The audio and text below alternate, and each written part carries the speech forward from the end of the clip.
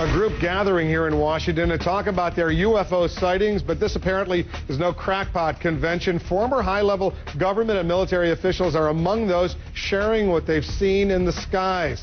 Our national correspondent Gary Tuckman is here. He's watching all of this unfold. So what's this conference, Gary, all about? Well, Wolf, it's most interesting. A panel discussion within the Beltway about what might be taking place in the Milky Way and beyond. Have extraterrestrials visited us here on Earth? Well, 14 men from 7 different countries participated in a panel discussion to describe why they believe UFOs have visited Earth.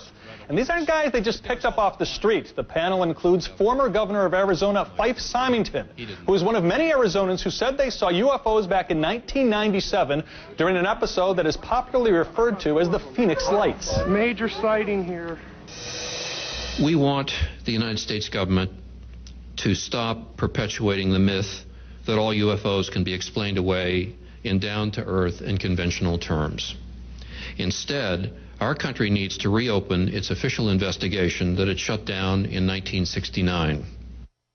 Also participating was a retired Air Force captain who says he and his passengers saw a huge flying disc. Also a retired Peruvian Air Force pilot who says he came within 300 feet of a circular UFO flying at 63,000 feet. And then there was a retired U.S. Air Force security officer who, while stationed in England, was summoned to a downed aircraft in a forest.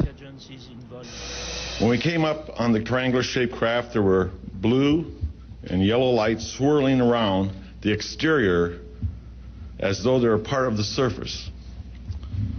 The air around us was electrically charged, and we could feel it on our clothes, our skin, and our hair.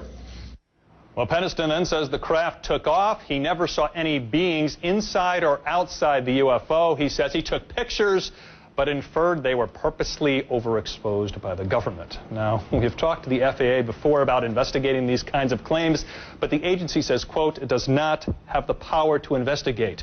We've covered a few of these kinds of stories before, Wolf, and one thing that we always mention to the enthusiasts is if one of these craft came down on Earth and did an interview with one of us, the debate would be over. But that hasn't happened yet. Hasn't happened yet, but there's, who knows? Could happen. Gary, thanks very much for that report. By the way, there have even been some UFO sightings reported right here in the nation's capital. There was a flurry of them back in July of 1952 when the Air Force investigated but was never able to solve or prove anything. Take a look at these headlines. Aerial, what's its buzz?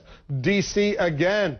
Air Force after D.C. saucers, jets ready to chase lights, jets ordered to hunt down flying saucers. There was a lot of hype, a lot of excitement back in 1952.